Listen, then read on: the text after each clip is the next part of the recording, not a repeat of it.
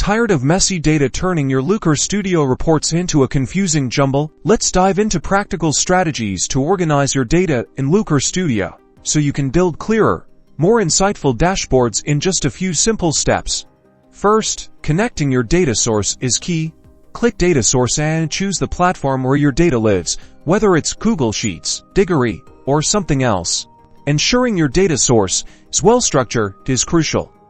Think clear column headers, consistent data types, and no rogue empty rows messing things up. Treat the Google Sheet or whatever source you choose as the foundation. Next, in Looker Studio, thoughtfully define your dimensions and metrics. Dimensions are your categories, like date, product name, or region. Metrics are the values you measure, like sales, clicks, or revenue. Think about what questions you want to answer with your data, and organize accordingly. A powerful way to make the most of your data is to add filter controls to your dashboard. This lets you isolate specific data segments, giving viewers the power to drill down and explore the data they care most about. Now, bask in the glory of a well-organized dashboard.